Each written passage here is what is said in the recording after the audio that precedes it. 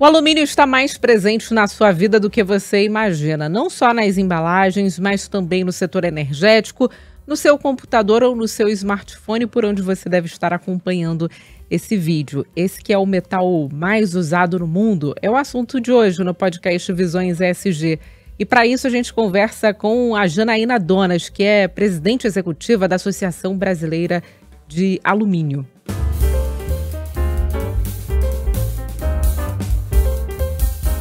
Sobre esse assunto, a gente conversa hoje com a Janaína Donas, ela que é presidente executiva da Associação Brasileira de Alumínio. Janaína, obrigada pela participação aqui no podcast Visões ESG. Para começar o nosso bate-papo, queria que você falasse sobre o cenário do alumínio no Brasil, esse que é um material resistente, é um material leve, impermeável, é resistente à corrosão, então muito queridinho aí pelo setor industrial, né, Janaína? Pode falar um pouquinho sobre isso? Tá. Bom, primeiramente, Luana, queria agradecer pela oportunidade de estar aqui com os nossos ouvintes da Band News. Para nós é uma grande satisfação poder falar sobre o alumínio, sobre os benefícios que ele traz aí para os nossos vários segmentos consumidores e também do seu papel cada vez mais relevante nesse processo de construção de somar esforços para uma transição para uma economia de baixo carbono. Como você mencionou, o alumínio ele oferece uma combinação única de leveza, versatilidade para conformação e resistência mecânica para diversas aplicações, além de conferir uma alta reciclabilidade que garante maior vida útil dos produtos, atuando também como um catalisador de transformações que vão acelerar o processo de descarbonização desses nossos mercados consumidores. Com relação à sua pergunta sobre o cenário do alumínio no Brasil e no mundo, o que nós temos a dizer é que o setor está no momento bastante interessante para reposicionamento do Brasil na cadeia global de suprimentos, com uma expectativa de crescimento da demanda cada vez mais acentuada. Quando a gente olha os dados internacionais vinculados ao crescimento da demanda de produtos de alumínio, a gente verifica que existe aí projeções de estudos de organismos internacionais, como o International Aluminium Institute, que prevê um crescimento da demanda da ordem de 40% globalmente. E esse impulso da demanda está diretamente vinculado a questões aí de descarbonização e de como que o alumínio ele pode contribuir para esses esforços de diversas cadeias. Quando a gente olha, obviamente, o consumo per capita de alumínio no Brasil em relação ao mundo, a gente percebe que ainda existe um potencial muito grande para crescer essa demanda. Hoje, o mercado de alumínio, o consumo per capita de alumínio no Brasil é da ordem de 7,3 quilos por habitante, enquanto a média global é de 22,4 quilos por habitante. Então, isso aí dá, acho que um pouquinho do cenário, das perspectivas que nós temos em relação às oportunidades e desafios para o crescimento do alumínio e do consumo dele aqui no mercado nacional. Você pode falar como ocorre o reaproveitamento do alumínio no Brasil e a comparação com o cenário internacional, o que você acha que precisa mudar, avançar, e se estamos numa questão de reaproveitamento assim boa comparada com outros países? Tá. Bom, quando eu mencionei esse dado sobre crescimento da demanda,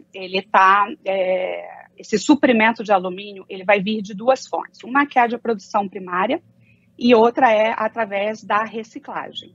Atualmente, cerca de 60% do consumo de produtos de alumínio no Brasil já advém da reciclagem, ou seja, a gente está falando de um consumo da ordem de 60% do que é produzido no Brasil, que é produzido em termos de transformação do metal em aplicações, ele já provém da reciclagem. E o Brasil, ele é campeão em reciclagem, a gente tem alguns cases de sucesso, inclusive, relacionado, por exemplo, à reciclagem de latas,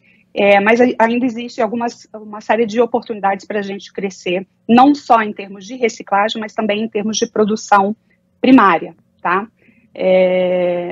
Porque para algumas aplicações, muito embora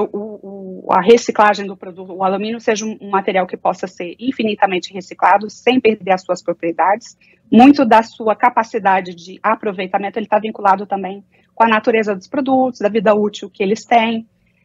e tem aí questões relacionadas a desafios técnicos de separação e agregação dos produtos para que possa essa reciclagem ser ainda maior. Temos um desafio relacionado à questão da produção de alumínio primário, que o Brasil está no momento em que a gente está retomando produção que havia sido reduzida alguns anos atrás, ou seja, a gente está num processo de reversão de um quadro de desindustrialização, mas dentro de um processo de altamente vinculado com as melhores práticas ambientais, e quando a gente pensa das rotas tecnológicas para a descarbonização, muitas delas têm a ver com a forma como é produzido esse alumínio, de que tipos de fontes, isso a gente tem uma vantagem competitiva bastante significativa quando a gente olha os demais mercados consumidores, tá? Considerando aí a fonte de suprimento de alumínio, a fonte de energia utilizada no processo de produção de alumínio primário. Você pode detalhar um pouco mais sobre as contribuições do setor de alumínio para o processo de descarbonização? Tá. Quando a gente olha as rotas de descarbonização, existem basicamente 3 grandes rotas as quais a gente trabalha. A primeira delas é na promoção da circularidade de materiais e o uso mais eficiente de recursos, incluindo aí água, outros elementos. E existem as etapas mais intensivas em carbono do setor de alumínio estão associadas tanto ao que a gente chama reduções de emissões indiretas, que respondem atualmente por cerca de 60% das emissões setoriais do setor, e ela abrange as emissões que são vinculadas ao consumo de energia, e é onde a gente tem realmente maior oportunidade, maior vantagem competitiva, e tem as questões da redução das emissões diretas, que hoje respondem por aproximadamente 30% a 35% das emissões setoriais. Quando a gente olha aí essas rotas tecnológicas e as vantagens que o Brasil tem, o fato da gente ter uma matriz energética limpa, é um grande atributo, e isso é um dos motivos pelos quais hoje o Brasil tem uma intensidade carbônica que chega a ser 3,3 vezes menor que a média global, justamente por conta do tipo de energia utilizada aí no nosso processo industrial. Agora, Janaína, os critérios ESG, eles estão sendo muito falados na atualidade, né? Mas eles não são uma novidade para o setor do alumínio, né? São, acho que podemos dizer, décadas falando de sustentabilidade, como você citou o caso da reciclagem das latinhas, né? Que é um processo muito antigo que está presente na nossa sociedade e as pessoas observam diariamente, às vezes um catador ou outro recolhendo latinhas justamente para reciclar. O ESG já está intrínseco na indústria do alumínio já há muito tempo, né? Sim, exato. Quando a gente fala de sustentabilidade, ou tripé da sustentabilidade, a gente precisa literalmente entender aqui quais são os tipos de práticas que elas estão colocadas. E hoje, por conta do debate, das preocupações com mudanças climáticas, muitas das discussões elas estão vinculadas aos esforços relacionados à descarbonização da cadeia, e por isso aí você tem uma orientação para os discursos ou para as iniciativas, um foco maior nas iniciativas relacionadas a como que a gente pode promover a descarbonização dentro desse escopo. Mas quando a gente considera as práticas de ESG, a gente está falando de práticas tanto do aspecto ambiental, e aí você tem uma série de ações que são vinculadas, por exemplo, às tecnologias de produção mais limpa, mais eficiente, para reduzir a pegada de carbono, mas tem também tecnologias utilizadas, por exemplo, ao uso compartilhado do solo e a forma como a gente consegue, por exemplo, recuperar matas, não matas, mas faunas de ambientes sensíveis, onde há, por exemplo, a atividade de mineração,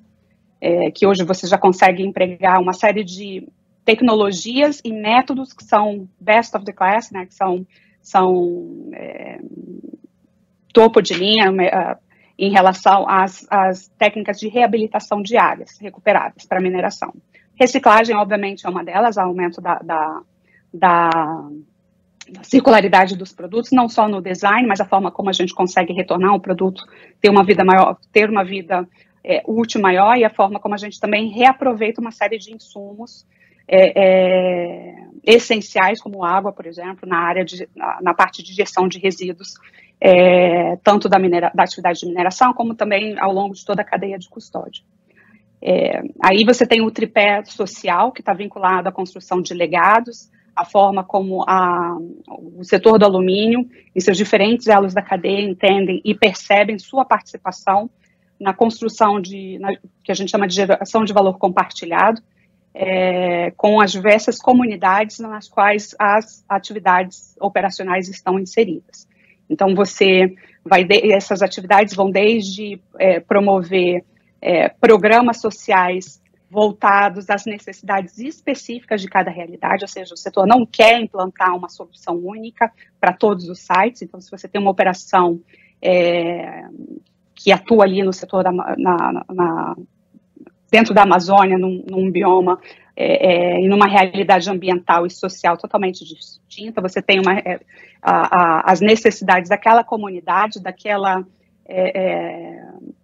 são totalmente diferentes, por exemplo, de um site operacional aqui no interior de São Paulo, ou em Santa Catarina, ou em outra área do país. Então, a ideia é você trabalhar nessa construção de legados, engajando diretamente com as comunidades locais, para que elas também se apoderem do seu desenvolvimento, elas digam de que forma o setor produtivo pode contribuir com isso, além de uma série de outras práticas relacionadas a desenvolvimento de capacidades, capacitação dos trabalhadores,